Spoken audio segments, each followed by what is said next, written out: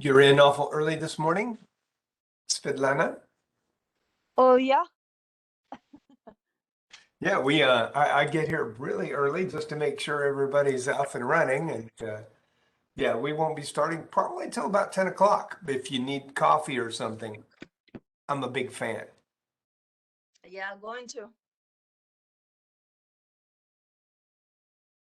Good morning. How are things? Where are you today calling from? From home. I'm sorry, I didn't hear you. From where? From home. From home. Okay, very good. Relaxing, hopefully. Yes, due to the pandemic. Sorry, I have That's to good. organize a bit.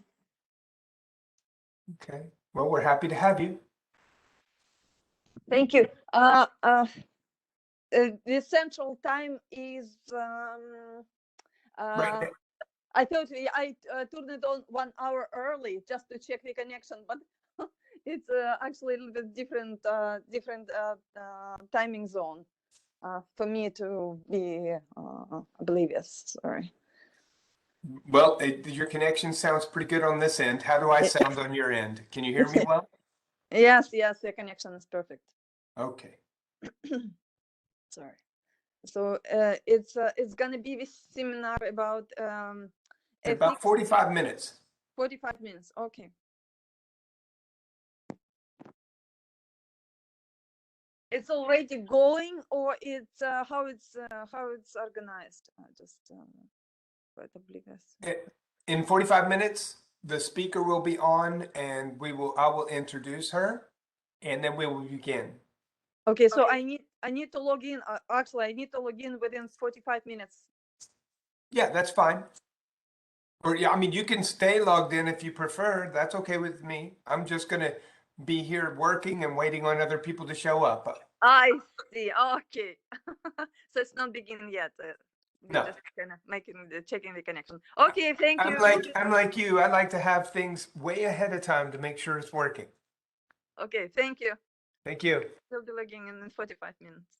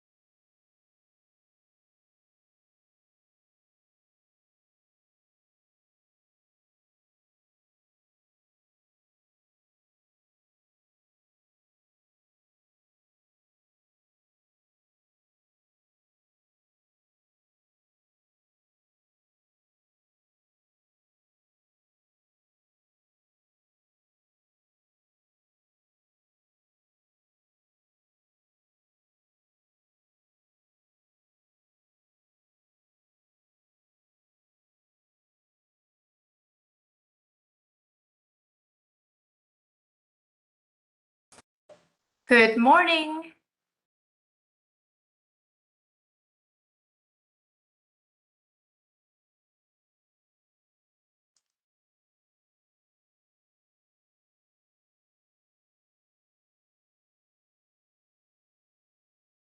And good morning to you. Sorry, I was typing there. Top of the day, young lady. Sup? Another beautiful day. You know whose glass this is, right? Killing it. No, I don't. Who here would possibly have that? I'm in the main I, office today. huh? I'm in the main office today. Oh, you are. Okay. Who would have that? Judy. Bingo. And, and where's Judy? Judy's on vacay. Oh, So what? whenever she comes back, you just tell her, you say, you know, you shouldn't really go on vacation. Me and Brett told you about that. In Yeah, fact, I saw him sucking on your cup. He had his lips on the rim and everything.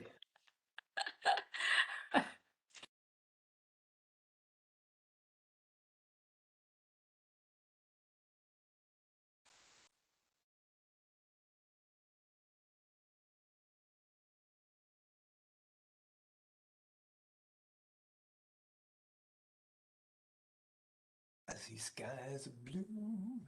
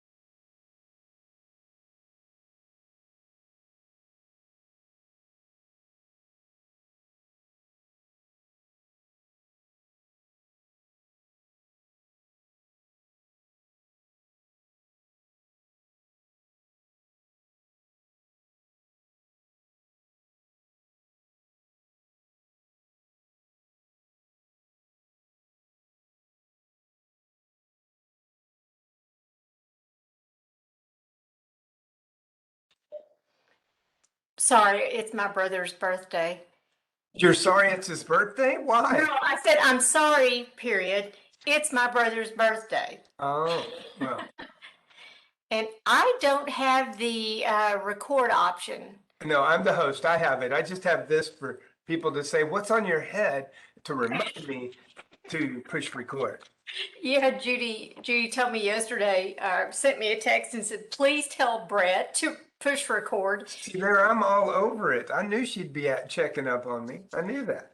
Well, there, in your defense, there was one time that in the middle of the presentation, and I think it was Mark Wilson, in the middle of the presentation, I went, oh crap. But you're going to get a whooping for using her cup.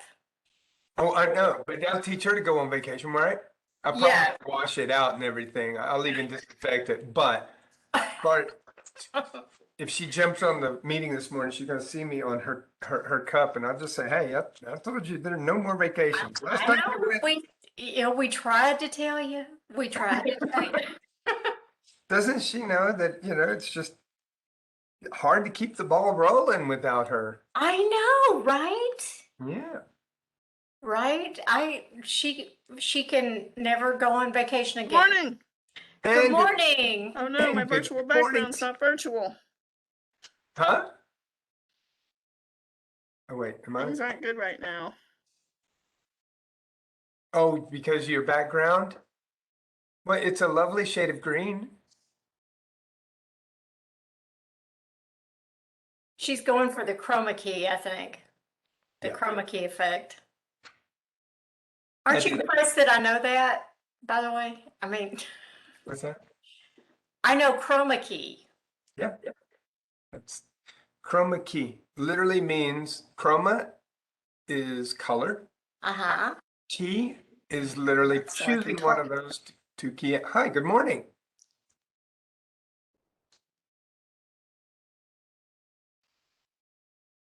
Lorna, if you're She's trying to fix her background. okay. Because it's located under her video camera at the bottom. There's a like a menu, and it'll say virtual background. It took me a while to find it myself. Otherwise, I wouldn't have this amazing office. Or up at the very top where it says audio and video. Does that too. You are correct.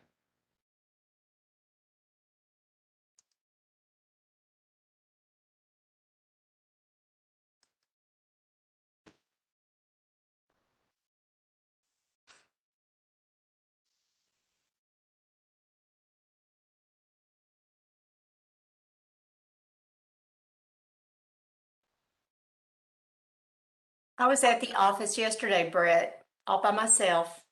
Were you? Yeah, it was almost a little spooky. It's good to be me because I'm never by myself. There's so many personalities rolled All up of in those here. little voices in your head and everything, yeah. Those guys too, they just complicate things, but yeah. I used to have a button that said, "You're just jealous because my little voices talk to me." I love it.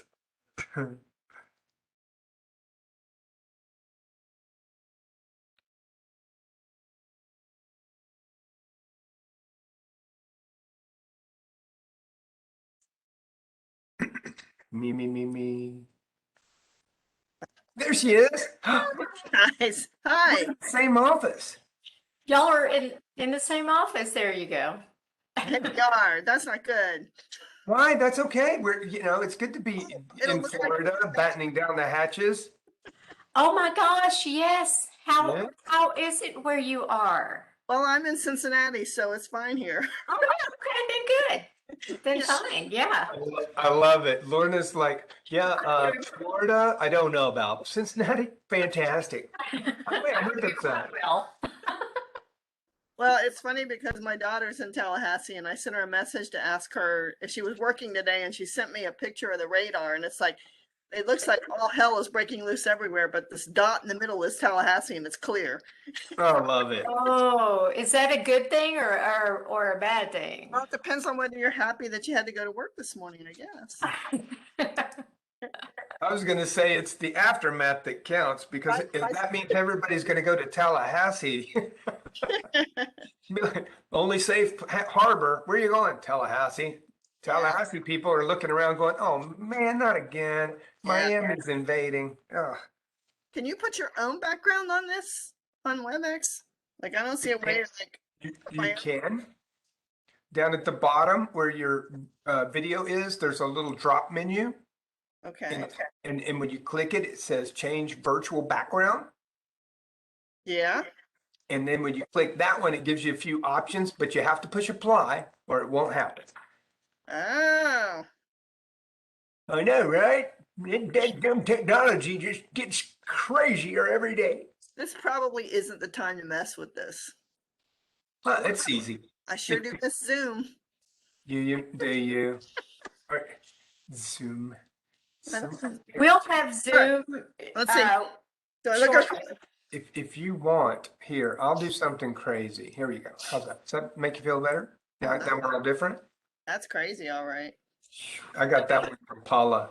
It makes me feel like the Bee Gees will, just chime in at any point. Here, we can do something neutral.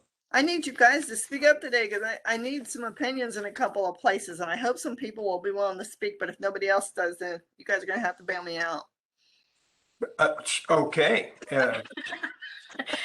You're asking exactly the right crowd. Between Paula and I, we have so many opinions. The problem is getting people that want to hear them. Yeah. Yeah. It's all about opinions, so that's what I want. So it's cool.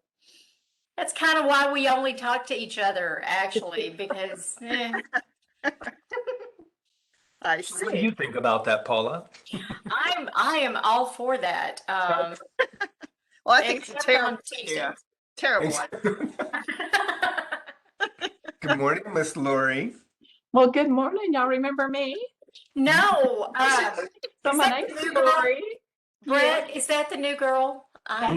Yeah. So I introduced myself. My name's Lori. So happy to join y'all again. I understand things are fabulous around here. So y'all are You're doing an the amazing job. Obviously, I don't need to come to work to have great things going on, right? Hi, Lorna. Hey, how's it going? Wonderful. So great to see y'all. It took a hot minute to get this computer going. I think it's still on vacation. So Yeah, there you go. I'm in a different place today, and I'm like, they say you can do these from anywhere, but wait, I Yeah. need a camera. I need a light. Hi. I need a second monitor. I need a mouse. I need From stereo. anywhere with the right resources, right? So I have an office setting that looks just like that, Lorna. So all of us had that at one point, right? I think it's standard on here because I don't know how to upload the webinar. That's why I like Zoom so much because I have all my backgrounds there. But here I just chose one. So, we do have a license to Zoom now, Lorna. I know just like halfway in the middle of the game or almost over. If you want to switch over, we can. Oh, that's If it's going to great. be a little bit more user friendly for you. Yeah. Judy will be back this next week, so let's just keep it on our ticker and remind me because I say it and then it's gone. So Yeah. remind me, and we'll utilize Zoom for you. Are we going to look at doing another series, Lori? Or are you guys like, how you doing? Yes. If you'll send me some topics, some ideas. Now you sent me some before, right? I did, but I can update that, take another look and see. Yeah, take a look and see what you think, kind of with our audience and kind of what we're doing in our style, what you think would be good. And give me a grouping of maybe like 5 and 10. And and then we can Okay. choose from, because I still have a little bit of budget and we're just trying to weigh it out. It's all that healthy balance in You the must have a budget. tremendous library right now for your customers. My goodness. Yes. Oh, yes. I've been sending out the link to the YouTube channel to quite a few folks. Does it look pretty good? Have you viewed them, Paula? Yeah, look I pretty good? have. Good. Yeah, I have. I We viewed got that all our chatter, huh? Well, I had to apologize to a client yesterday when I said, okay, here's the YouTube channel, look for these videos. And I am really sorry for my bad jokes and stuff like that. So just for that. It makes us human. It makes us Yes. human, right? Well, I'm gonna go run and grab my coffee and I will be right back. Okie dokie. Lorna, I was talking to my daughter Monday, I Let me ask you think. something real quick. Did you check Eventbrite, make sure we had everybody? Um, Can you check Eventbrite and see if we make sure we get our invitations sent out to everybody? I'll do the same thing. I'm sorry to interrupt. okay, that's okay. You're fine. She was upset about something going on at work, and she said, we're just not going to do that. And I went, wait a minute. Let's use can language. Ooh, I can do this if there you go. I do this for you, and I don't know if she'll utilize it, but I did. It really helps. It really does. Jealous of that gold star I got last week. That's what that is. No, I forgot to bring my gold stars. But she just deserved that. I mean, she was totally applying it and everything, Lorna. The only thing I have is a Snoopy picture. Will that work? Awesome. That works. Love Snoopy. Love Snoopy. And apparently, oh, here's a little pink bear. There you go. You get a pink bear award. Yay. I love it. I have to improvise. I'm in a new location here. Let's see. We will be starting the recording in 3 minutes. And just letting you know, because I got to keep telling myself that because I've somehow lost my little sticker. There it is. Okay. Push record. It's for Judy. I can't forget that. All right. Better. You guys know I'm in a new place with my equipment set up different. So if you see anything weird, signal me. You know that I'd rather you just talk to me than let it go. So, All right. I'm going to share my screen here for people coming on. okay. Hopefully that'll work. Pull that down. It's over here so I can see everybody. Well, isn't that the cutest thing? What's that?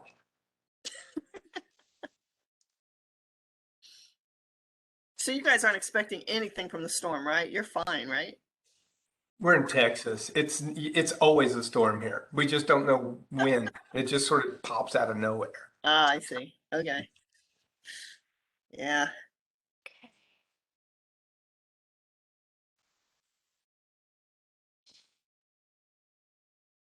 Well, last minute things here. me.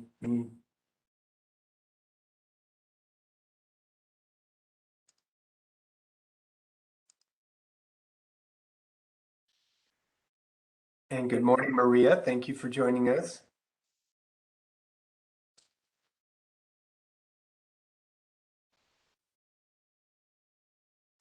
And Miss Nosa, I see that you're online from a very far away place.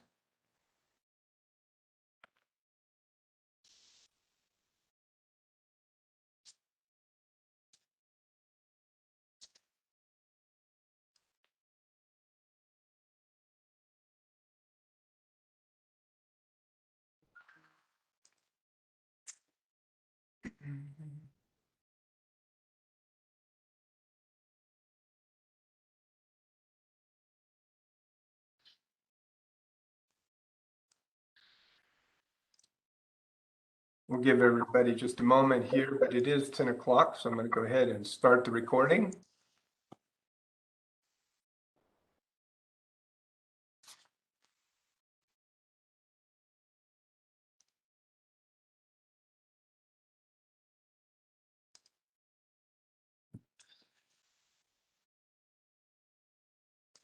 I hope everybody had a fantastic 4th and a celebration this weekend, and hopefully a long weekend. I didn't have to work too terribly much, unless you were working in the yard like myself. Let's see here. Yeah, let's get started if you don't mind. Good morning, everybody. My name is Brett Augustine. I'm a recovery business advisor for North Central Small Business Development Centers, North Central Texas, leading provider in assistance for small businesses. We are grant funded, which allows us to offer services at no cost to you. So you should be taking advantage of them, just like this webinar here. We're really happy to be talking today about ethics, a higher standard. And we want to welcome all of the questions, please, in the chat room at the bottom, if you would, as we go. And Lorna has asked for everybody to participate. Feel free as she goes to really just engage with her and keep her busy this morning. Since she's not in Florida enjoying the hurricane, she decided to go to Cincinnati so she could be with us today. And we really appreciate that. Ladies and gentlemen, Miss Lorna Kibbe, she comes to us from Florida. Like I said, she's with the American or the SBDC American, oh my gosh, the ASBDC conference speaker. She has been for many years, 10 years experience working at the SBDC Florida Gulf Coast University, leadership, and she is also a leadership expert. And we're happy to have her today as we're shifting gears with ethics again, higher standard. Ms. Lorna Kibbe. Thanks, Brett. I had a great Fourth. 4th of July is just a fun holiday, isn't it? It's like we don't have to buy presents for anybody. We can just like have fun, have a party, right? I love the 4th of July. I went out shopping and I got some soda that was on sale. You know, it's like, well, pop, depending on where you live. I call it soda. You know, that stuff you drink, the carbonated beverages. And I got, you know, they had a special. 4 for $12. Isn't that amazing? So I loaded up, you know, I put them all under my cart there, and I was happy to get those. And I get to the checkout counter, and I get on the other side of the checkout counter. I'm heading out the door, and I realize they didn't charge me for those sodas. None of them. All 4. I'm like, woohoo! I made out like a bandit. This is fantastic. That was a good sale. Then I'm thinking, shoot, I'm doing an ethics webinar this week. Let me think about this now. You know, I could justify this because, like, they obviously are not hurting for money. Look how crowded that place was, you know, and it wasn't that expensive. And, you know, this will help my budget a lot more than they'll never know, you know. It's like, and it was their mistake. So I could justify this. But wait, can I really? I mean, what should I do? You know, I mean, sometimes ethical decisions just are that easy and that hard, you know. It's like we find ways to justify them. But the truth is, I did go back and pay for the daggum sodas, even though I was a little upset about it because it was a great opportunity to get an even better deal. But that's ethics. You know, ethics in a nutshell is all about trying to figure out what's right. And sometimes it's hard. Sometimes it's hard because it's easier if we don't do what's right. I'm going to share my screen. We're going to share. You guys are going to tell me you can see it okay. How we doing? Let's make sure we got it. Got it? Can you see it? Looking good, everybody? All right, fantastic. Get my grid view back here. All right, I was sharing before the session that I'm working on different equipment today, so sorry if I'm a little slow making it happen. All right, so ethics. We're going to talk about ethics being a higher standard. I mean, really, that's what ethics is all about. It's a higher standard. It's people who live with a higher standard of what's right and wrong and are able to go pay for their soda, even when it would have been so easy to get away with that. Shoot. The Webster definition.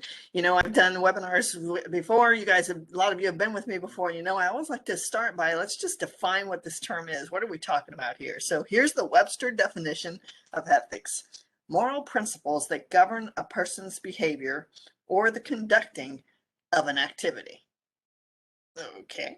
Moral principles that govern a person's behavior or the conducting of an activity.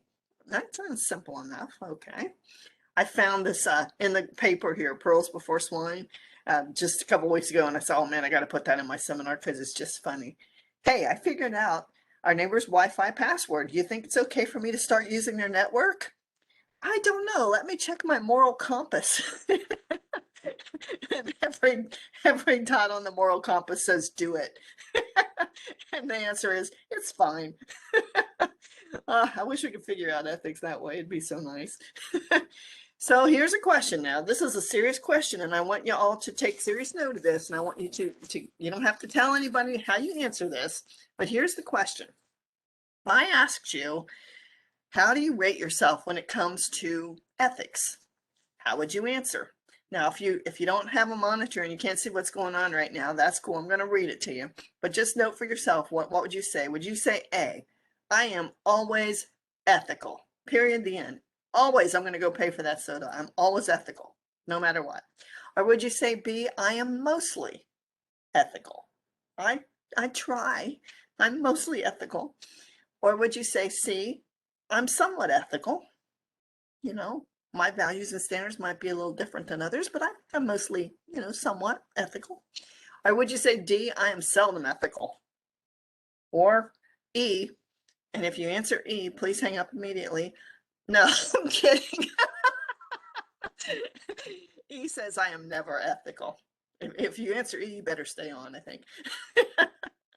So what do you think? Are you always ethical? A, mostly ethical.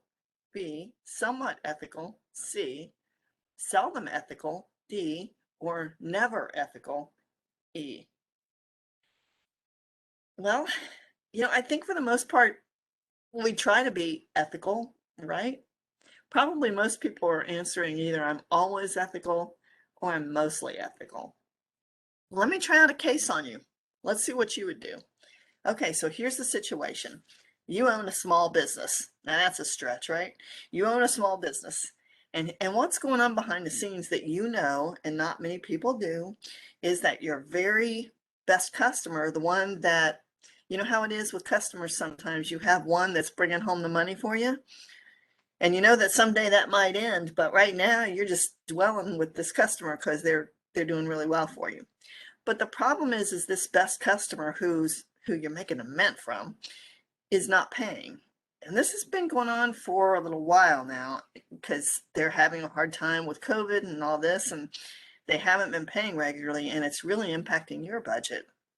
And you and your business partner kind of sit down to look at this, and your business partner says, hey, look, I think we better tell our employees about this because I'm forecasting that within 3 to 4 weeks, we're not going to make payroll. And you're looking at him like, come on, we can't tell our employees this. If we tell our employees that this is happening and that we're in danger of, not being able to make payroll and possibly going under, they're going to bail. And have you looked at what's going on in the world right now? It is so hard to find employees. How are we ever going to replace them if they bail? It's not our market right now. We're not going to be able to find people that are going to come in and know how to do what we're doing, especially with all we've invested to train them. We can't risk that. So we're not going to tell them. We're just going to wait and hope this works out. They don't need to know this. We don't need to worry them. The partner's arguing, is that ethical? I mean, wouldn't you want to know if it's very possible that in 4 weeks you're not going to get paid? What would you do? Anybody willing to share their thoughts, your opinion? What would you do? I think I'd tell them. You would tell them, I would tell them. but they're going to bail. Then we'll have to deal with that as it comes up. Oh boy. But if you hold on just a little bit, maybe it'll all work out in another week. I don't know. Or maybe it won't.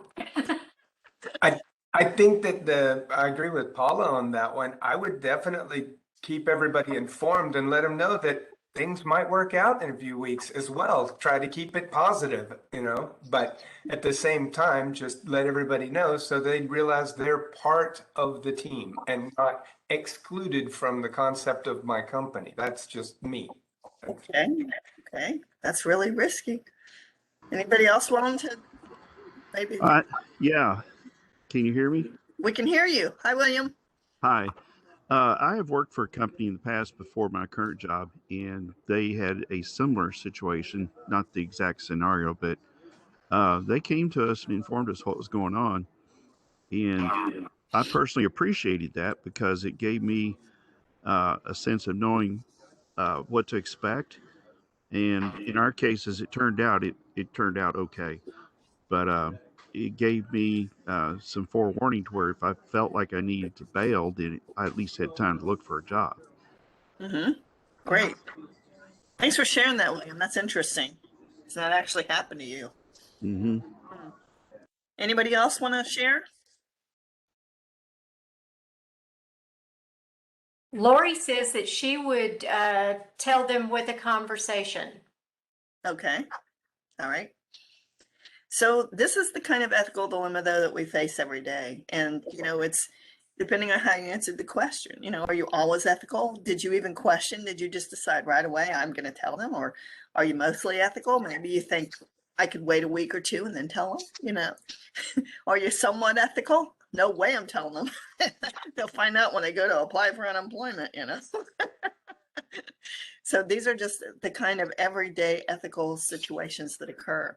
It's interesting because, many people struggle with what is ethics and what's ethical. And the truth is that I think ethics is really hard because we don't talk about it very much. It's an uncomfortable subject. And one of the things I'll be emphasizing throughout today is, I'm going to give you some tools to help you make decisions, help you make ethical decisions, and to look at what's right. But the bottom line is that we need to be talking about ethics every day in our workplaces. We need to be going through scenarios. We know that scenario-based learning is something that really works for this type of content. So just saying, what if this happened in our organization? How would we handle it?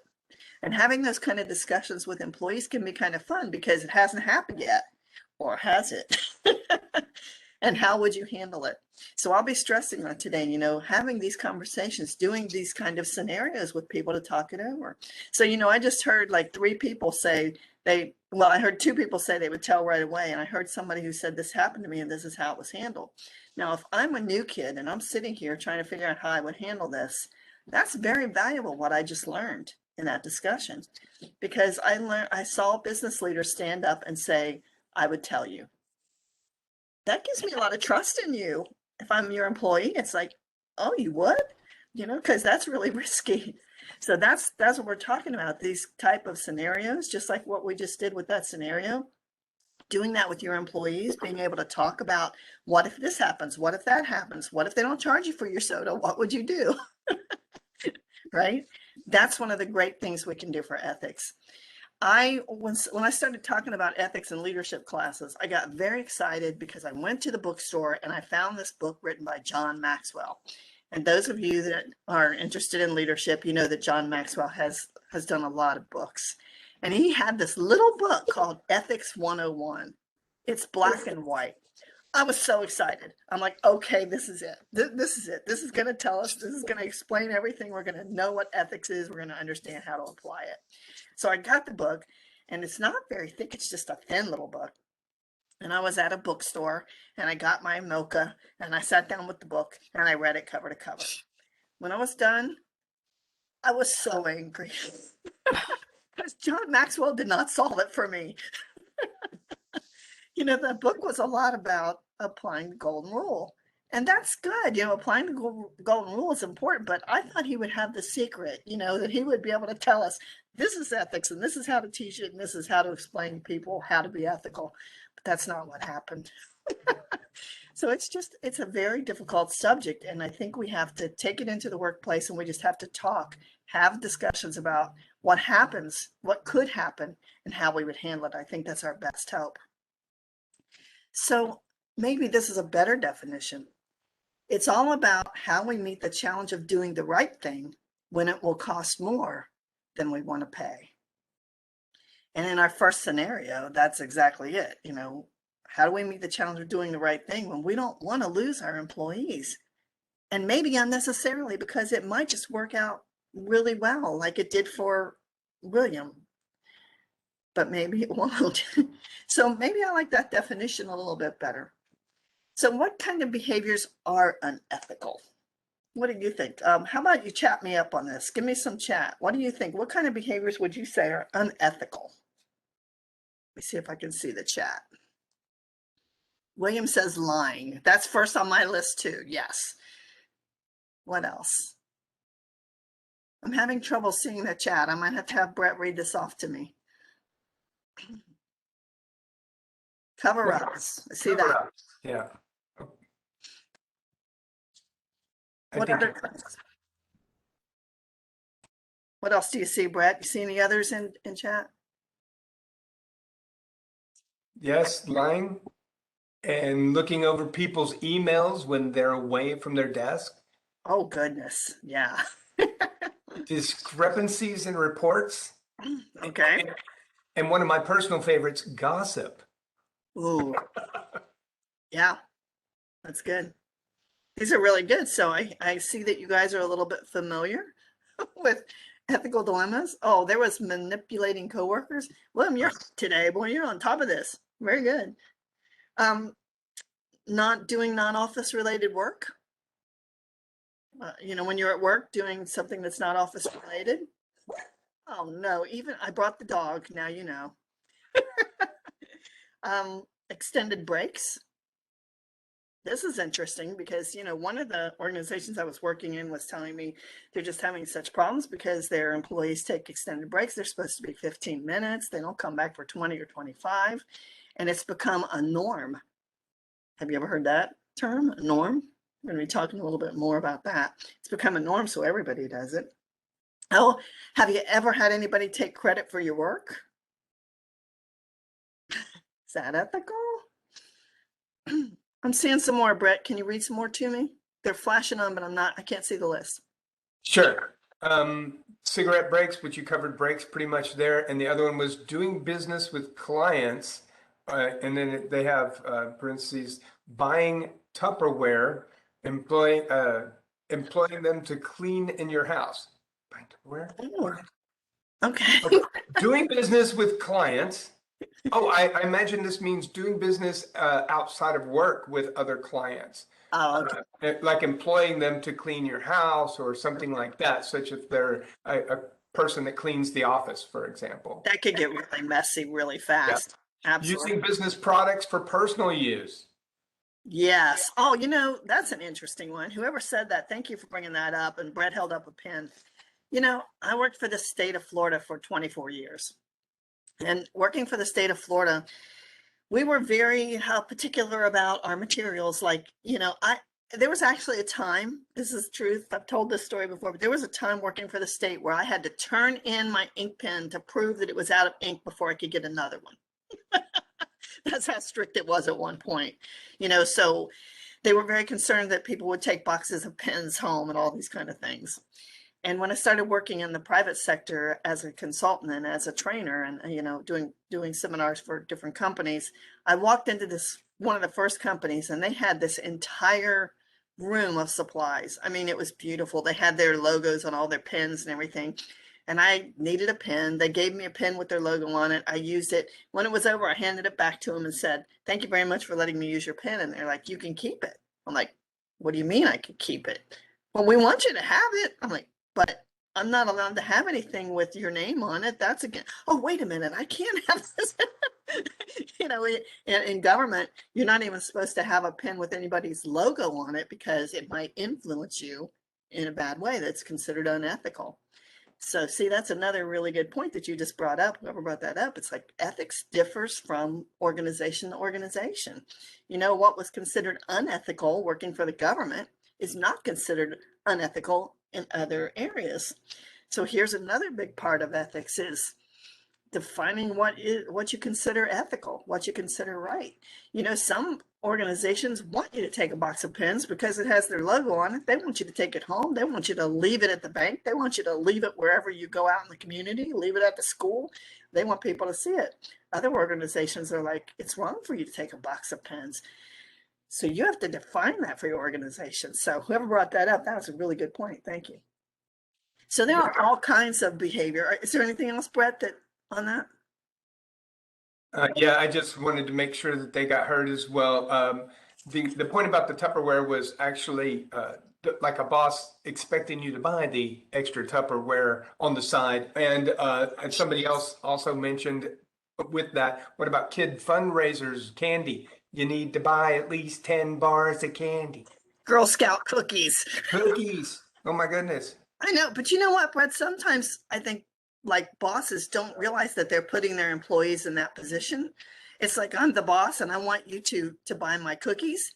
and you feel obligated because it's your boss. Like, oh boy, if I want to get in good with the boss, I better buy these cookies. That's not ethical. And we don't realize we're putting our people in that position sometimes. That's a good one. Not sure why my head goes right to Girl Scout cookies. Any You other get things? to know your cookies. That's why. We all know that the Girl Scouts have the best cookies ever. Overpriced as they are, it's for a good cause, but they're amazing. And that's all of the questions at the moment, Lorna. You can Okay, continue. very good. So that's good. So we have an understanding of kind of what behaviors are unethical, but the question is why do we make unethical choices? And really, I think you can kind of narrow that down to three things. It's either convenient, or we do it because it's what we have to do to be successful, or we justify it. We rationalize. Well, you know, that grocery store has a lot more money than me, so they won't notice if I don't pay for this soda, right? So sometimes it's just easier. We want to avoid conflict, and being mostly ethical is good enough because a lot of us answered that we're mostly ethical. It's like we try hard, but we know every now and then we slip up, right? So being mostly ethical is good enough, right? Sometimes there's just so much pressure. And so we do what we have to do to be successful. You know, if we don't hit this goal, so usually it's out of fear that happens. I had a really interesting experience with this working for the state, and it's not something that I'm very proud of. I'm going to tell you this story, but I just want you to know I'm ashamed to this day. I still have guilty feelings about this. We had, you know, quality versus quantity in state government, right? So we had these very strict standards for our employees that they had to produce at a certain rate. They had to, it was at a time when we were doing welfare cases, and they had so many cases per week that they had to dispose, approve, or, you know, reject. If they didn't meet their quota, they were immediately written up for poor performance. Step one, you know how it goes. All right, so that's one foot out the door.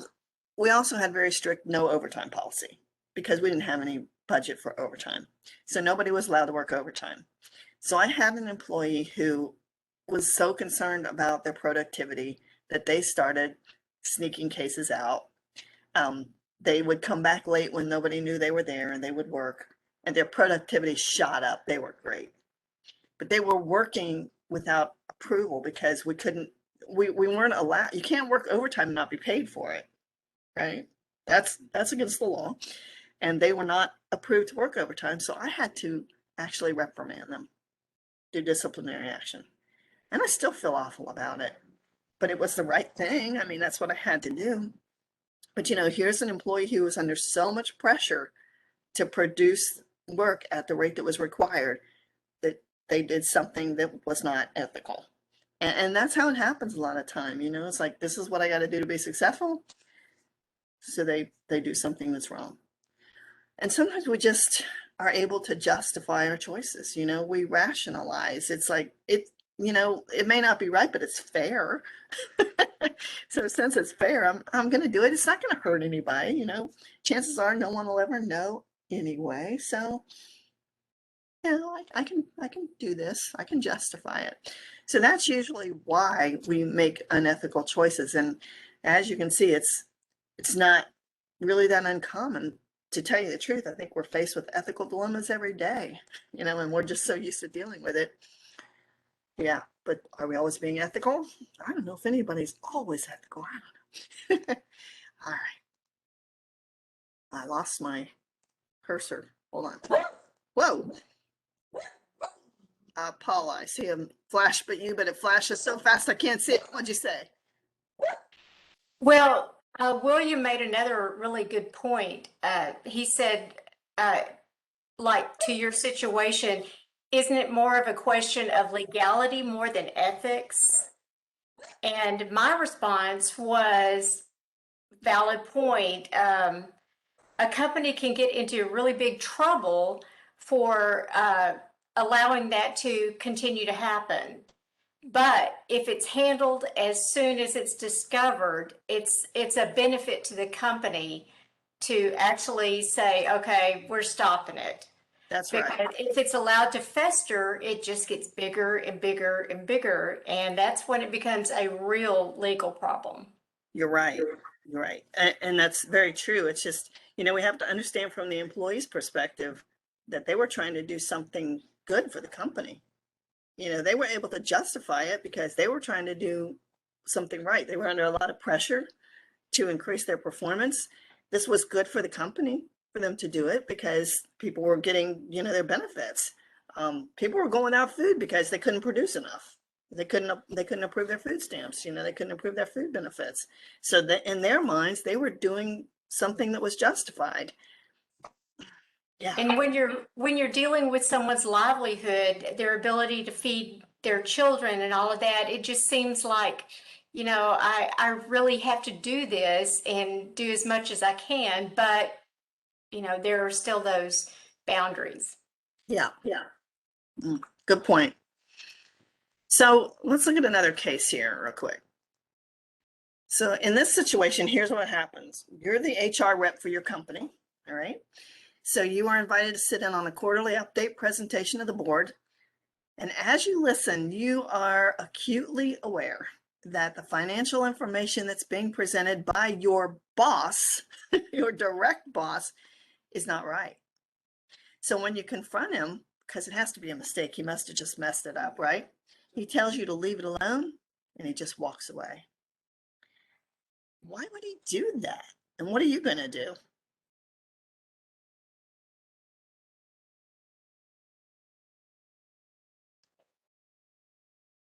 Well, Like, I think that I would have to escalate it and take it to another level. Or, well, he's my direct boss, or she, my direct boss. I think I would have to escalate it. well, Paula, that's death sentence, man. Yeah, probably is. Whoa. Probably is. Coming from an HR background, those are the rules, and you're responsible for making sure that they're followed. If you don't follow them, I mean, how can you expect others to do that? Yeah.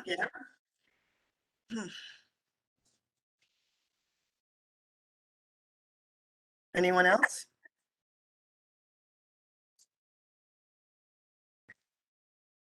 Are you guys chicken on me right now? No, it's been my opinion that human resources is still the governing force about your ethics in the company-wide. And they're the governor to make sure that not just the employees, but also the employers and the people that are their managers are all participating in a professional manner. And I think that this would be a case that you might be able to suggest that it's unprofessional of a manager to present information that is not correct and know it. If they didn't know it, they could say, this is my estimate. I can get back to you with more numbers that are correct and continue with their presentation as a suggestion coming from somebody who's never been in HR but heard that speech. So are you thinking that you're going to tell the boss your opinion there? Or are you going to do like Paula and go higher? You're going to go to the boss. Okay. You What bet. are they saying? What are they saying in chat, Brett? We got anything there? We do. And everybody's going, let's see if I can do this. I would speak with them privately and encourage them to do the right thing. If they reject it, I would then escalate it. Okay. And another one says, I would bring it up again in a day or so with suggestions. That's Okay. good. I like the idea of suggestions. Was a good comment there as well about that from one of people back to the others. Lori is our gold star person there.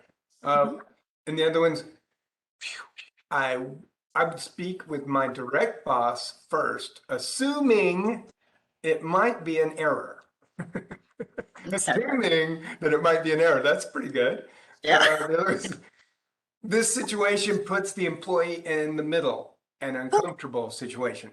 Who said that? That would be Maria. Maria. Yes.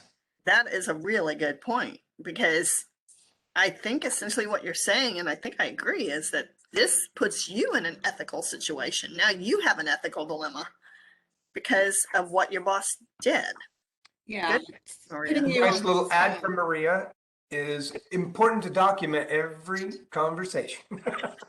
Welcome to HR. Are you on, Maria? Yes, yes. Can That's you a hear really me? good point. Yeah, we can hear you. Yeah. Yeah, it's so important to document because it's your word against theirs. And a lot of times these situations do not end well. Yeah. Yeah, that's a really good point. So now you have a whole ethical dilemma that you don't deserve. Mhm. Yeah, not That someone created else by created you. for you. Right. Yeah. Yeah, that happens though. Good point. Hmm. Any other discussion in Brett in the chat, Brett? Good? Okay. Yeah, so yeah, this is another thing about ethics. Sometimes it just happens to you. It and you're the one trying to figure out what's up.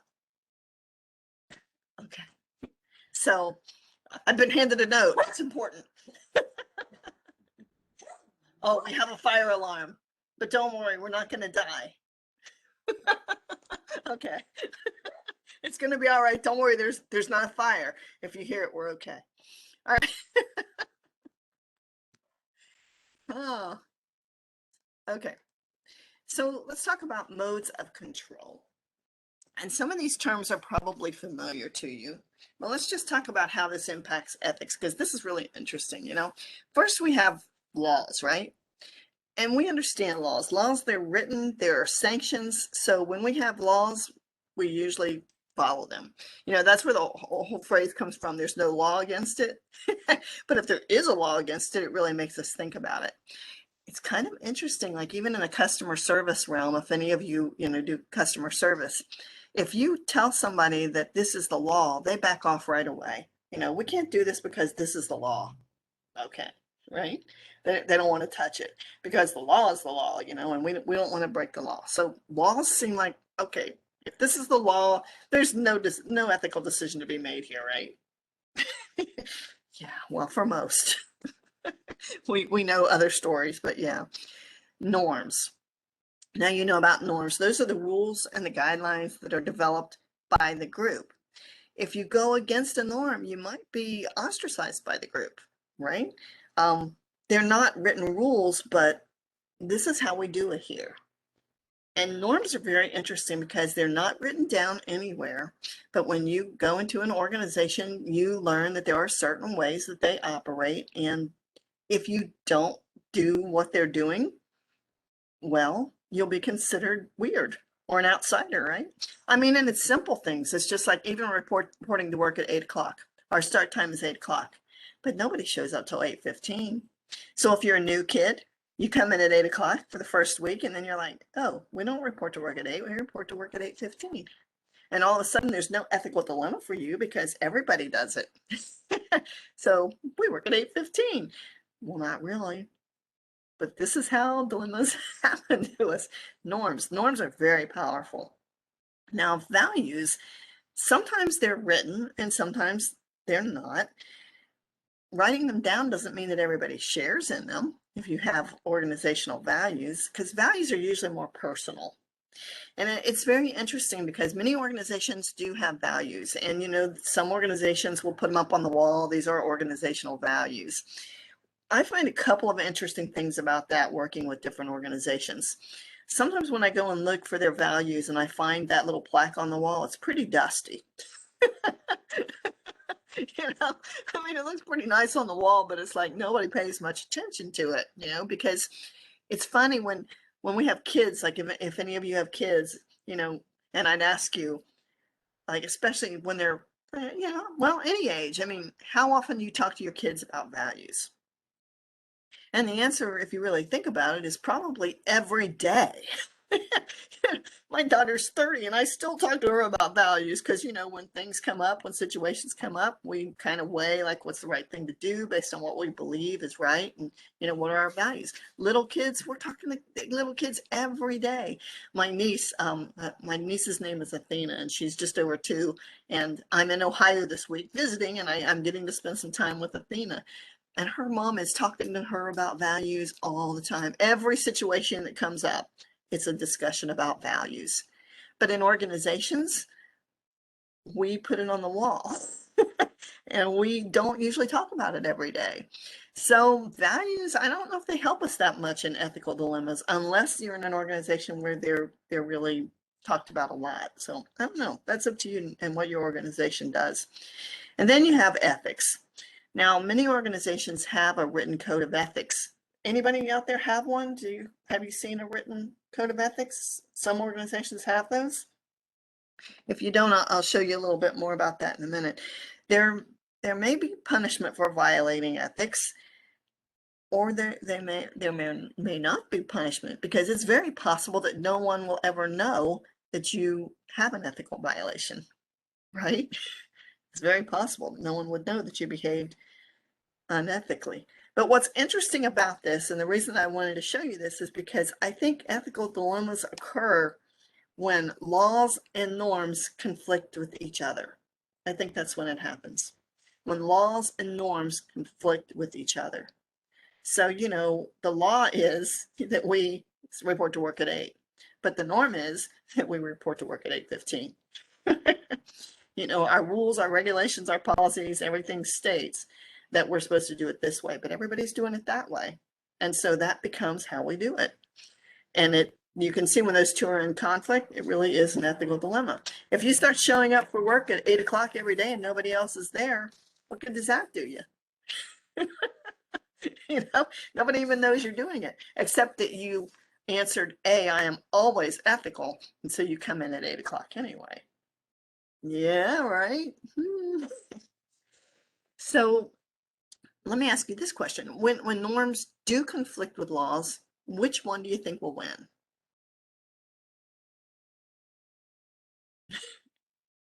Norms versus laws. Which one's going to win? Laws. Maria says law. So you would come to work at 8 o'clock even though everybody else was coming at 8:15. Yes, because you never know when somebody's going to be there at 7:50. We So have another one that says norms. So Maria, you're always ethical. You didn't answer B. At work I try to be. Yeah. Yeah, I can see them flash on. I saw somebody said norms, somebody said laws.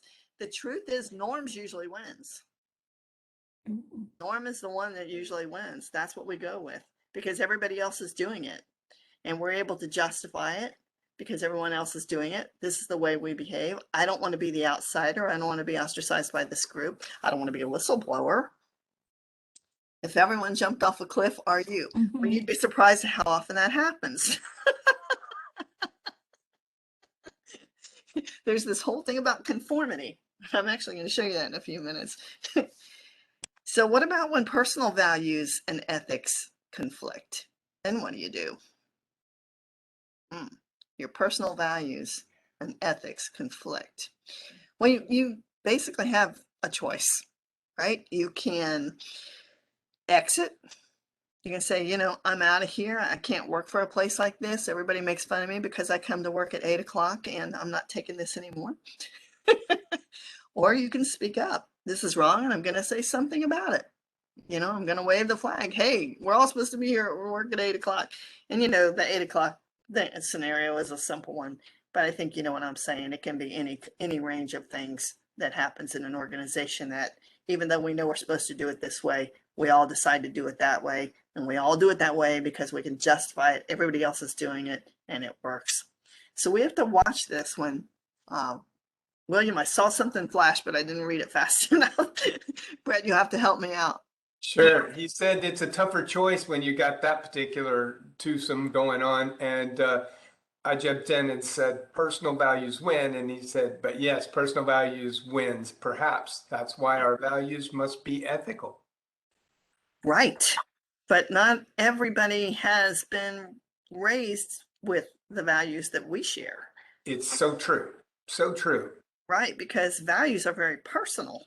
You know, what my little niece's mom is teaching her may not be the same values that you operate under. She's teaching her values every day, and that child's going to grow up with these really strong values and beliefs based on how she was raised. May or may not match what you believe, right? So that makes this really hard. Of course, I think she's perfect, but you know, I am her aunt, so. I'm having such trouble with this screen. There we go. Okay, so real danger here. You know, we have to watch out when norms versus laws. That's a problem. We know that norms are probably going to win because everybody else is doing it. These conflicting goals that we have, right? It forces us to cut corners to attain performance. Just like I was talking about my story of overtime versus performance, and the employee found a way to do good for the organization, to do good for herself, to take care of herself, and then had to be reprimanded because of what she was trying to do right, because it was wrong. Lowered thresholds. Sometimes when we make an unethical decision, the next one is easier. You know, it's a slippery slope. Once you've gone down one path, the next time it's like, worked out okay there. Nobody found out. I can do that. And the slope just, you know, it's very slippery. So you got to be careful. And I put in here euphemisms because I think it's really interesting that sometimes we use these really neutral terms to describe questionable actions. You know, for example, have you ever heard somebody talk about creative accounting? See, that could be what was going on in that first scenario we talked about. You know, we can do some creative accounting to make the payroll stretch another week. You know, creative accounting, like, what does that mean, right? And they use the little quote marks. You've ever seen them? Creative accounting, yeah. Oh, and in the HR world, one of the ones I hear a lot is, this is a stretch role, you know? So you're supposed to feel good because it's a stretch role. This is going to give you new skills and help you to do things so that you'll be promotable, you know, and really help you to learn at an advanced rate. But what it really means is you're going to be expected to perform more than your job description says. You know, the other miscellaneous duties as required, it's going to be very heavy. That's really what a stretch role is. It means like you're going to be expected to do more than what your job description says. Another one, cross training. Yeah. Another one that I've heard is one of my customers actually told me this. We're recycling our customers' research. We're just recycling it. You know, they did the research. We're just kind of recycling it. That's plagiarism. Because somebody else's work and applying it. So you got to watch out sometimes for these euphemisms, which are these words that, you know, kind of try to change the meaning of something, but definitely are not right. So we're at that point where I got to give you some help, right? I set you up. Ethics is hard.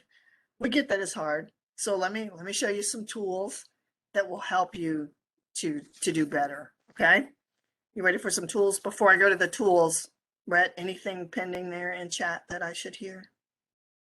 Everything? Nope, you're good. All right then. All right, let's talk about some tools. First thing is a code of ethics. Probably many of your organizations have these.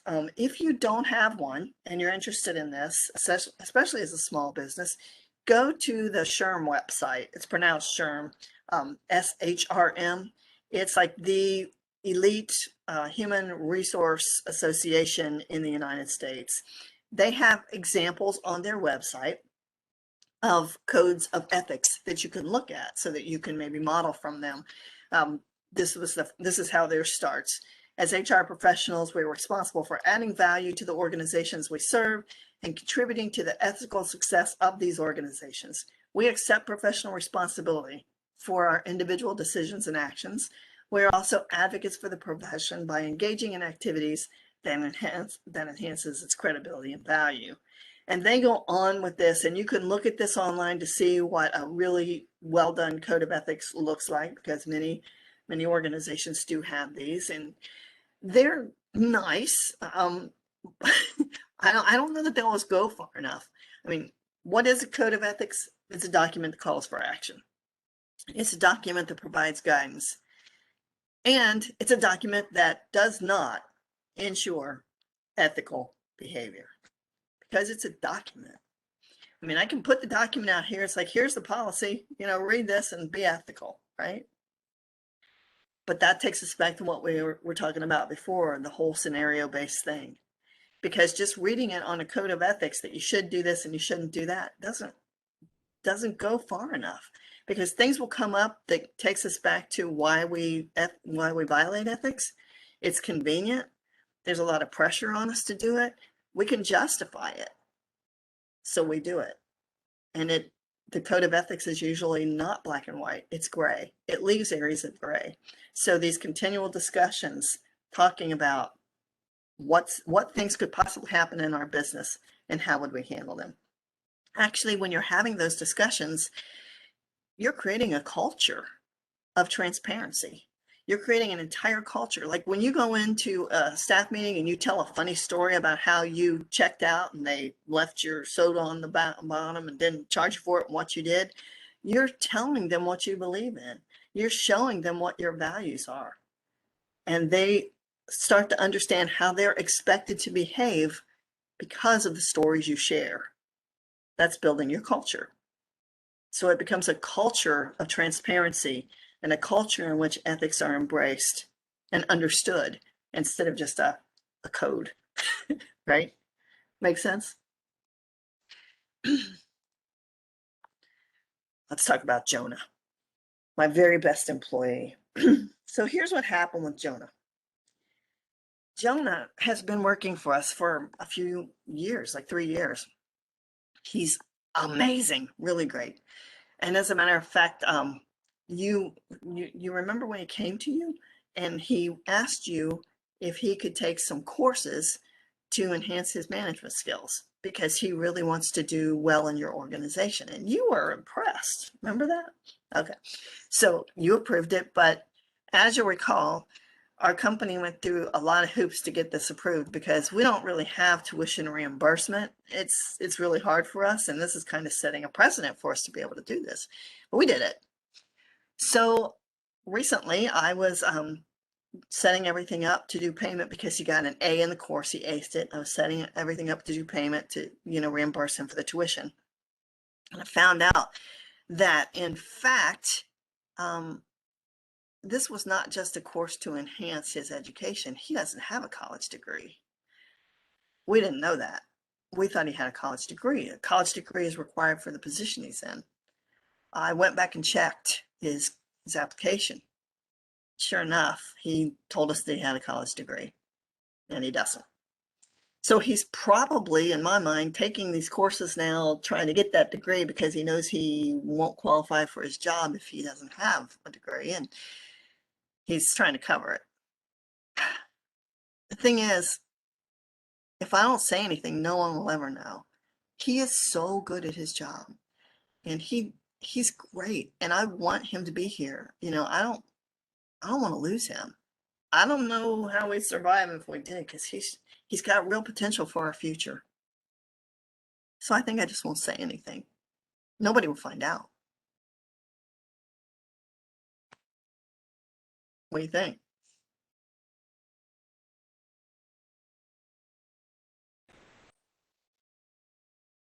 He falsified his application. Yeah, he did. That's true.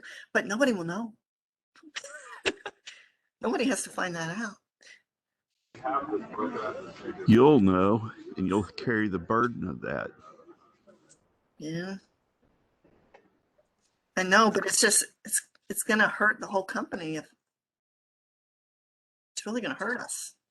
Mhm. Will you do that for the next person, says someone? Paula? Boy, if they're as good as Jonah, I have to really think about it, because he's exceptional. And now you've been put in an uncomfortable situation because he was unethical, I know. And now I'm being forced to be unethical. right? See how that back slippery slide now it's slippery Yeah. sliding, grabbing people on the way down. I just proved my own point. You did.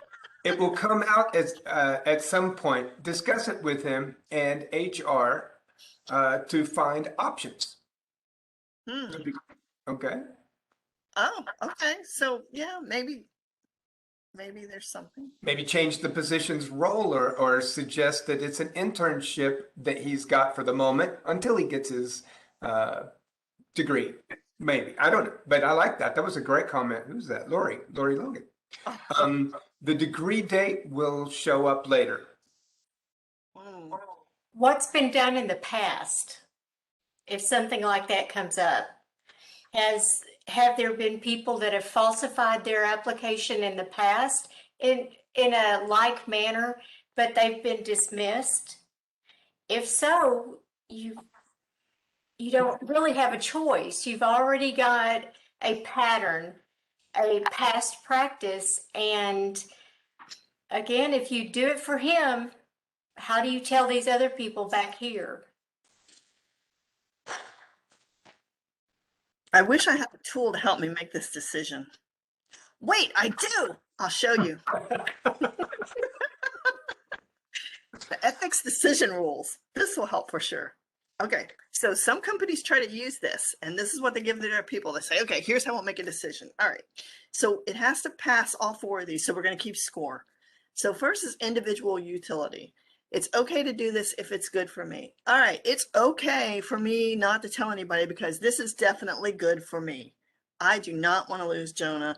He's good. So, okay, social utility. It's okay if it's good for me and others. Well, it is good for me and others because if the company loses Jonah, that's going to hurt the company for a long time because he's got great potential for our future. So far, I'm doing the right thing, not saying anything. 2-0. Woo! All right, social values. It's right if I follow a rule or principle shared by others. From the discussion we were just having, I'm not really sure everybody else believes that it's the right thing not to say anything. So I'm probably going to have to give that one a 0. I'm going to have to say no on that one. Okay, individual values. This is the take it home to mama and see what she says test. Let's see. It's right if I follow a self-chosen rule and at the same time set a social example. So if I go home to mama and say, hey, mama, guess what I did? What would she say? She'd probably chase me around the house with a ruler. So shoot, now the score is tied. 2 in favor, 2 against. That didn't help. But some organizations think this is a real help and really enjoy this. They think it gives them a way to discuss issues. So if you're trying to figure out how do I even discuss these cases with my employees, you might look at this model, decision rules for making ethical decisions. At the very least, what it does is it makes people stop and talk about it and think about what they're doing. So, maybe having them to go through the rules. I don't know. What do you guys think? Opinions? I think as a boss, you kind of sign up for making those tough decisions. So you still have to make those tough decisions. As it comes to these decision rules, I think most of the time you're going to get a tie. I think it's very possible. But you can see how, just what I said before, why do we make unethical choices? We rationalize. And you sit here going, well, I can justify this, right? I can justify it because this is good for the company. Again, this is why we have to keep these discussions going with people so that we understand what our company values are and how we want to talk about these issues. Because you could swing this any way you want it to go. And yet, I have some customers who see this who love it so much. You'll ask them, what's the best thing you got from your training today? And this is what they take away. Because it gives them a way to discuss it, I think. It gives them a structure to talk about it. So it's up to you. It's just a tool. Brett, what's going on in chat? Well, my gosh, you stir up trouble all the time at this event. Just a couple of things there. A couple of comments that I want to mention is he lost your trust. Remember that from the last gentleman that we were talking about here that doesn't have his degree, right? And that should be a trust issue. I think that's interesting and important. And the company, I love this one from Hassan. He says, shouldn't the company check that he has his degree when he got hired? So basically, it's not your fault, right? That's what I'm hearing in that. It's like, well, somebody should have checked that, and it wasn't my job to do that. See, So, like, justification again, maybe? Yeah, that's another way to justify, right? I could, That's really good. it's not my fault. I didn't do this. Right? That was a really great comment. Thank you. Any others? Is that we caught up? All right, good. Well, I'll leave that to you whether you think that's something you could use in your company. Some companies love it, but like I said, I think probably above all, it just gives us some ground to have discussions around. But I have even better ones. This one, for example, this is a checklist for ethical decisions. And the question I have is, do you have one of these? Have you seen one? And this is an example of one. If you can see this on screen, great. If you can't, there's a lot more bullets on here than I like on a slide. But you can go back and review it. So it starts out by asking questions that employees have to go through so they can make an ethical decision. So the first question says, does this decision violate any laws, rules, agency policy, or regulations? So in Jonah's case, does the decision not to say anything, would this, what's happened here? Does this violate any laws, rules, agency policy, or regulation? Well, darn, yes, it does. I mean, we have, he falsified his application. So I can stop right there. I mean, according to the checklist for ethical decisions, I already know it's not ethical, just based on number one. But if I can't come up with an answer on that, I can go to number two. Would you mind if your decision were made public knowledge? Well, darn. I kind of would, because then my employees would know what I did. I didn't say anything. And that would probably really set me up, because if somebody else did something wrong, they would be like, well, you did it for Jonah, right? Like, so darn, I lose on that one too. Number three, are you doing this only because the end justifies the means? And so on. There's 10 questions here. And again, it really helps you to have conversations about whether you're making an ethical decision. So that's a pretty nice checklist. Actually, I found this one that I really love. I want to show you. This is from the city of Tallahassee. And I show this slide on the slide, I show it on like an index card, because they actually have a little laminated card that they give them to carry with them so that they can make an ethical decision. So this is pretty good. It's only 3 questions. There's 2 steps on here.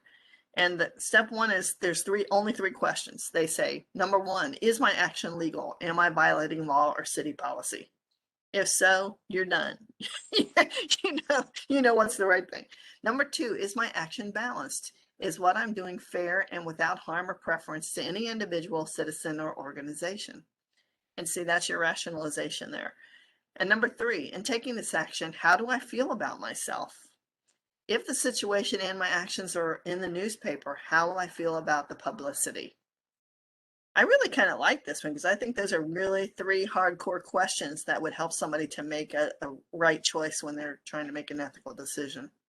Step 2, if you are still unclear as to what you should do, seek advice. So I think that's really a pretty good thing for employees to have and understand if you're talking about how do I make an ethical decision. So that's a good one. So I like that one. So I wanted to share that one with you. William says, I think that card is a good idea. I can see it flash, but it goes away really fast. All right. Yeah, I really like that. I think that's a really good one. So I wanted to show you that. That's from the city of Tallahassee. Give them full credit. Yay, city of Tallahassee. It's pretty nice. So any of these scenarios that we've had, we can run through these 3 questions and determine whether we've made an ethical decision. So if we think about Jonah and the fact that his application was falsified, we already know in number 1 that it's not that it's not legal. He falsified his app, so we already know. And we can run this through any of the scenarios that we've talked about, and it'll really help us to make a good decision. Let's see about my soda. Is my action legal? Am I violating law or city policy? Is it legal? Well, I'm not really stealing it because they didn't charge me for it. Is what I'm doing fair and without harm or preference to any individual, city, or organization? See, I'm trying to rationalize that because I don't think it'll hurt them to give me some free soda, but all right. Number 3, in taking this action, how do I feel about myself? If the situation and my actions are in the newspaper, Oh, I don't think I would feel too good about that. That's not a good idea. So if you're still unclear, ask your husband. No, just kidding. But you can see how you can run through that. So that's a really good idea for your organization, is to have some kind of tool for your employees to have that they can look at quickly and be able to make a good choice. All right. So why it isn't easy? It's not easy. There's just no way that ethical decisions are easy. That's just how it is. Sometimes we feel like we're being pulled in different directions with this. And what makes being ethical so difficult is that a time may come where you will have to decide to go against the group or go against authority, right? First thing we have is authority versus anarchy. You know, which one are you going to go? Which way are you going to go here? If you don't go towards authority, then you risk falling into a whistleblower situation. Oh my goodness. We've all read the stories on that. We sure worry about doing that. So if I have a choice, am I going to become a whistleblower? You know, Paula, now she's brave. She said she's going for it, man. She's going right to the big boss, you know. But the rest of us are thinking, well, wait, maybe we could talk to the boss direct and just say, was this a mistake? You know, we're going to go towards the authority because it's a lot more comfortable to go that way. Conformity versus alienation. You know, don't dismiss this, because most of us are going to go towards conformity. We're going to do what everybody else is doing. You know, we're going to follow the norms. Alienation, we don't want people thinking we're the teacher's pet, you know, that we're the one. You come to work every day and at 8 o'clock and sit there and look all high and mighty. We don't really have too much we want to do with you. You know, it's like they may alienate you. So in most situations, as you can imagine, we're always going to go through authority and conformity. And this is why it's hard. We don't want to be that whistleblower, and we don't want to be that one that's ostracized by the group because of the action we take. So it's hard. And if you think that this conformity thing is a joke, just go watch any of these YouTube videos from a show called Candid Camera. Now I'm going to try to show you one, but you guys are going to have to tell me if this is working because I'm in a different location. I want to make sure this works. It's a very short video clip, but people always go towards conformity. They want to do what everybody else is doing. This clip is from 1962, so take it for what it is, but let me see if I can show it to you. Tell me if this is coming through. Right now, I lost my cursor again. There it is. Okay. The gentleman in the elevator now is a candid star. These folks who are entering, the man with a white shirt, the lady with a trench coat, and subsequently one other member of our staff, will face the rear. And you'll see how this man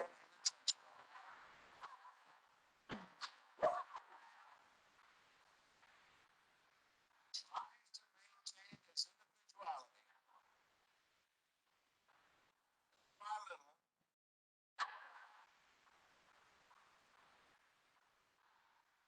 looks at his watch, but he's really making an excuse for turning just a little bit more. Now we'll try it once again. It's the candid subject. Here comes the candid camera staff, 3 of them at least. And this man has apparently been in groups.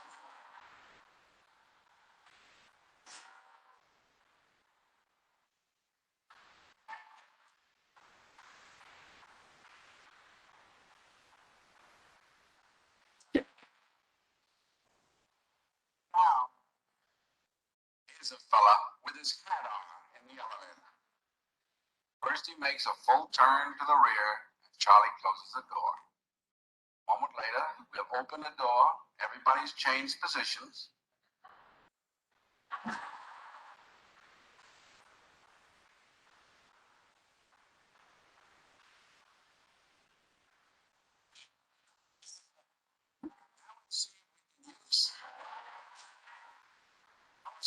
Use group pressure for some good. Now, moment, Charlie signal, everybody turns forward. They take off their hats.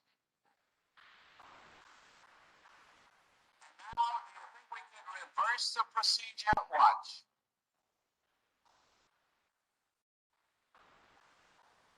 Watch. Funny, right? So those that video from 1962, there have been a lot of studies on conformity. Solomon Asch, Stanley Milgram experiments. If you want to play with this and Google it, you'll find some hysterical video.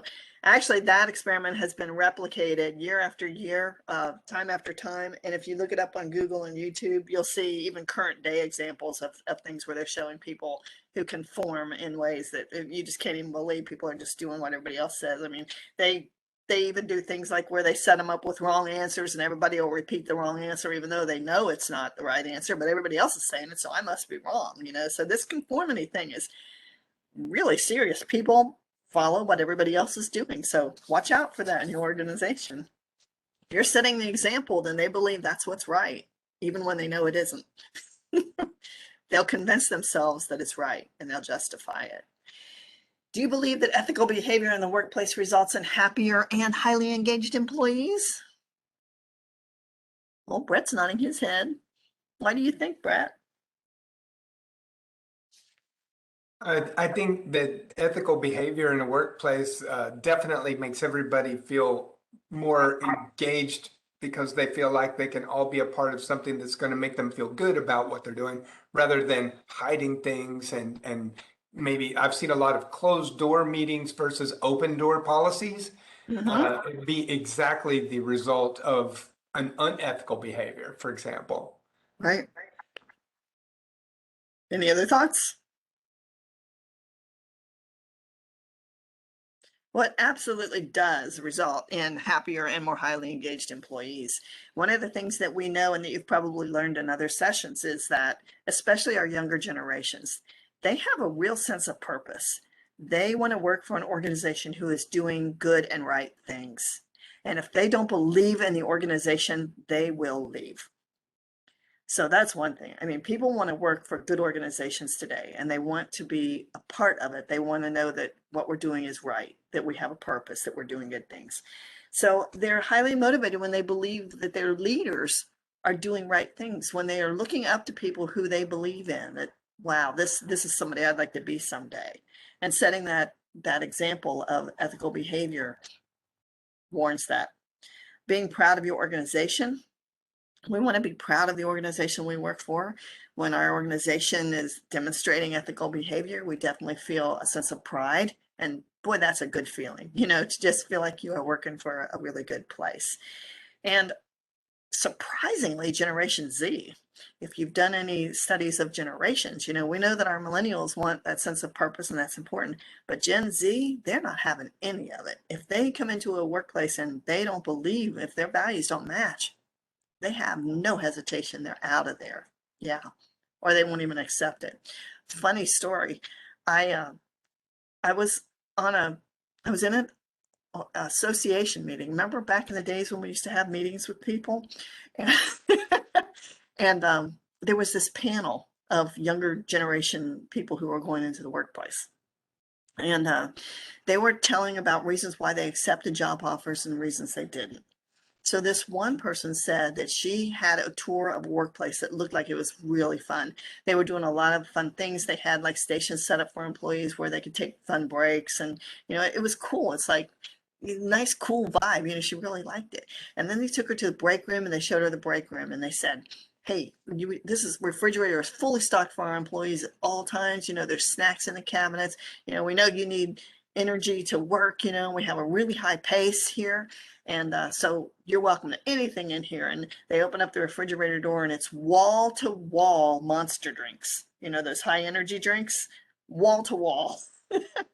And they said, yeah, so, you know, we want to keep you going, you know, anything you need. This is really high energy. She said, okay. She walked away and she declined their offer because she didn't want to work in an environment where the pressure was so high that they wanted you to be that highly energized that they had to serve you Monster drinks all the time. That really turned her off. You know, it's like, wait a minute, you know, what are you doing? We have to be like super caffeinated all the time to be here. And that's all you have in your refrigerator. You know, I don't know. It's the little things sometimes. That's what I'm talking about. That culture thing is really important. But absolutely, having that ethical behavior in the workplace does a lot for your organization, for your culture, and for your business. So what are you going to do? What are you going to do to encourage that ethical behavior in your workplace? Well, I think I've talked about a lot of things that you can do, but just in case you missed any of them, I have a list for you. So here are some things that we can do. And the first thing is to lead by example, of course, to demonstrate, like I said, have those conversations, tell them what you value, tell them what you consider to be ethical so that they'll understand where ethics are in your organization. Emotional intelligence skills, surprisingly, has a lot of impact with ethics. Helping people to develop those emotional intelligence skills. There are a lot of great workshops. I do one. If you haven't done anything in emotional intelligence for your employees, I'd strongly suggest it because it helps them to cope with these kinds of situations where they're required to rationalize and make decisions. So emotional intelligence skills, that's a great thing to do. Tell stories. I talked about that. Tell stories. Tell about how this happened, what happened. It shows them the values that you have and what your expectations are in an organization. Talk about your standards and your values often. I mean, if you have company values, it shouldn't look just pretty on the wall. It should be something that you're incorporating in discussions all the time. That, what's it mean to honesty? You put honesty on the wall. That's one of our values. What does that mean? What do you consider to be honesty? I mean, it's okay to curve the truth a little bit for this reason. Is it? Those are the kinds of discussions you have to have. You can't just put words on a wall and expect that people understand that means what you think it means, because it can mean something different for everyone. What if conversations, have those regular what if conversations. Okay, what if this happens? What if that happened? How would we handle it? And what's really fun to do with your employees? Sometimes just have crazy scenarios. Let's just have crazy scenarios. Who can come up with the funniest one they can think of? Just you guys think of them. And what you might find out is that they're bringing forward some funny scenarios that they're actually struggling with. So give them an opportunity to make up their own scenarios and talk about, what would you guys do if this happened to you? Nip unethical behavior in the bud, like Paula was saying a while ago, because it is a slippery slope. So yes, you've got to nip it in the bud. And whenever you do need expert guidance, seek it when in doubt, and let your employees know how to do that, when to come and talk. Like the boss that we talked about, your boss gave false information. What would your organization say is the right way to handle that? How would you handle it? So having those discussions again, and just pay attention, really, pay attention to what's going on in your organization, especially with your employees. Watch for changes in behavior where they're really struggling with something. Many times what we see is like there's a personal issue or there's something going on and behavior changes, and we dismiss it sometimes. But you should always be checking in with your employees to see what's up, what's going on, what's happening. Just watch for those subtle changes. Watch for someone who talks a lot, who's suddenly quiet. Just there are changes that give you clues that something's going on. So just pay attention to what's going on around you. Also pay attention to what stress and pressures they have, because that's a lot of time where ethical dilemmas are born. Just like the employee that I talked about who was working extra hours to make her standards.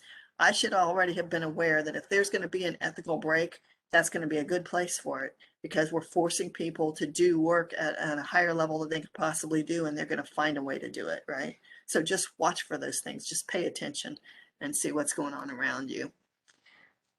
We've heard this one, right? If you see something, say something.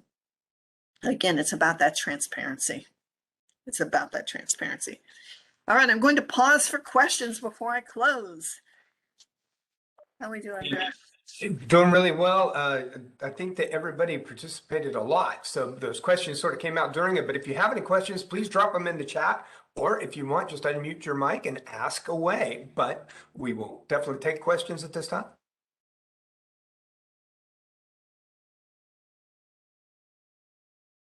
See, you got all kinds of participation. That's what you get. Now you don't have questions at the end. I appreciate that. Oh, here we go. What is the YouTube channel you were talking about? Oh, I just Googled candid camera on YouTube. Yeah. You can waste an entire day doing that one. Yeah, I don't know if there was a specific channel that had examples, but if you're interested in like the Stanley Milgram experiments, which was a big MILGRAM, these experiments on conformity, I would type into Google conformity experiments. I meant the YouTube channel for this recording. Oh, I'm sorry. Wait, No, it's okay. I don't know that. Paula? You can actually access that off of our homepage. But The SBDC. yeah, the SBDC homepage. Let me see if I can find the link. Just a second. c.nctc.edu. If you want to put that in the chat. Okay, very good. Any other questions? Oh, whew, man, I can't type that fast, Lori. Bravo. Well done. Thank you for that. Any other questions? I think you're good. I do want to tell you that you did remind me of something now that William brought that back up, of one of the greatest movies ever made by oh my gosh, what's it called? Captain, My Captain. He gets them all walking around in a circle and going backwards and things, and eventually they all end up walking the same way to the same beat, and eventually even left and right going at the same pace. I thought that was interesting. Yeah. William, what's his name? Well, Robin Williams. Thank you. Cool. Yeah, but I love that movie, and I think that plays right into the experiment that you're talking about, and it's amazing how we conform because we don't want to be outcast, We don't. Yeah. I mean, conformity is a real thing. Just look at dress code. Look how dress has changed over time. I mean, everybody wants to dress like everybody else is dressing. I mean, it's serious. And in an organization, when they see somebody doing something and they justify that it's okay, it's just that slippery slope. It just becomes a norm. It becomes something we all do, and we don't realize that it's really not the right thing. We just have to keep having those discussions to talk about these what if scenarios and how we should be handling things. Right.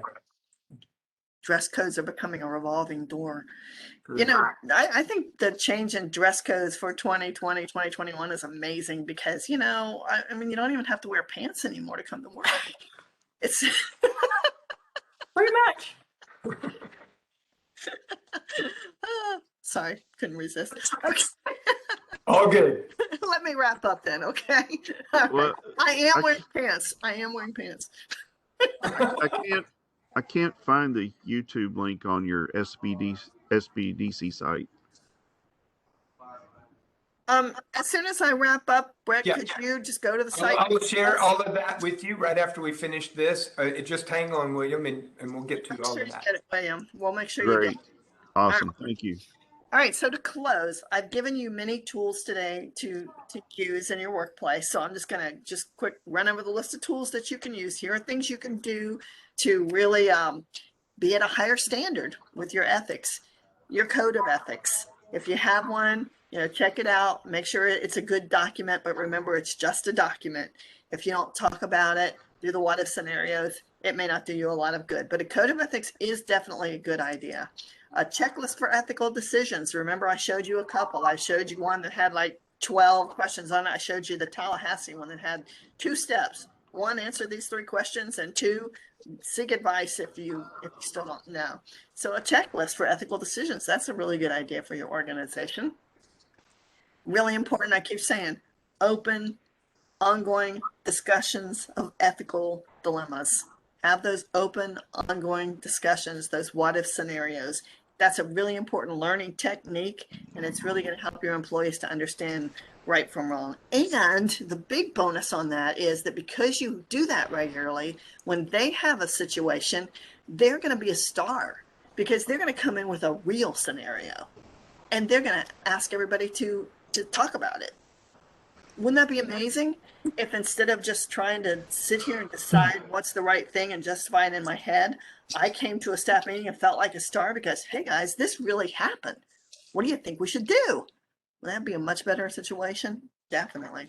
And emotional intelligence training is something you consider for your staff because that has definitely been linked to ethical judgment and behavior.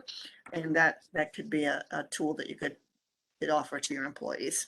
So there are some tools to use to help yourself to really do ethics at a higher level, at a higher standard. Thank you. I can take last minute questions. And of course, you could see my contact information there. You could contact me direct. I'd be happy to try to help you in any way that I can. Thank you so much, Lorna. Wow, this one was really, really above and beyond. Lots of thank yous coming up. I have to say that it just not just to pat you on the back, but to let you know that now we know you really are one of those few fusions of people that can stir up trouble, stay professional, and still get the point across all the way through. So that was really, really good.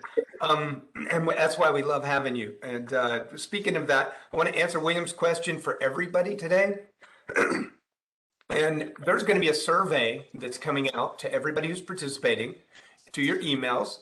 And if you would please take 2 minutes to just go down, fill it out, and that puts you automatically on the list to be put on so that you'll get links for all of these and all of the past ones as well, so that you will, it'll give you a portal so you can go straight there and you can receive any of these or others that not just Mrs. Kibbe's done, but many of the other professionals that we have speaking. So fill out the survey, get on that list. We'll make sure that you get contacted. You can always put that in the comments section of the survey as well. Say, hey, I really want any of these things that you say. We'll be happy to respond and get you those links directly. Okay. Thank you. Thank you. You're so welcome. And thank you for all of your participation. Thank you all for that today. It's been really good. Sorry, my throat here. 2 seconds. Okay. Upcoming webinar, speaking thereof. I just wanted to share this with you, everybody. Lorna Kibbe will be coming back, and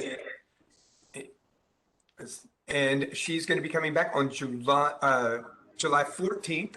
And it'll be how to be a good teammate and a good person. For those of you who can't make that happen, she's going to help you fuse the two together. On the 13th, right before that, we have Miss Marcia Hudson using online tools to enhance the customer experience. And of course, she'll be back on the 20th as well, Marcia Hudson, with the 12 must of a website that converts. And I believe she's talking about converting them into clients for those of you out there that are interested in that. She is an absolute expert in her field and absolutely one of the best speakers we have when it comes to getting people driven to your website. So July 21st as well, we have Lorna Kibbe coming back. The key to success, how to get along with people, all people, not just the ones in your immediate family, but all people. And we really appreciate that. So as you can tell, July is full of really good things. You're just at the beginning of it. We hope you will all attend those. If you ever want to see it's changing all the time, please go to our SBDC website for more information for registering for webinars, just like this one. And also or if you want to get contact information of anybody at the SBDC, our contact information is there. You can even schedule an appointment with an advisor. There's plenty of resources for all small business owners or people that are entrepreneurs wanting to get started in business. And all of this is brought to you because of some funding that we'd like to thank real quick. The Small Business Administration, of course, the state of Texas, North Central SBDC Regional Office, and North Central Texas College, which all go together to help fund this so that it comes to you at no cost. We want to thank everybody for joining us today, and thank you. We look forward to seeing you next time, which is coming right up this month. Please don't miss all the upcoming fun. This ends this particular webinar, and have a great week.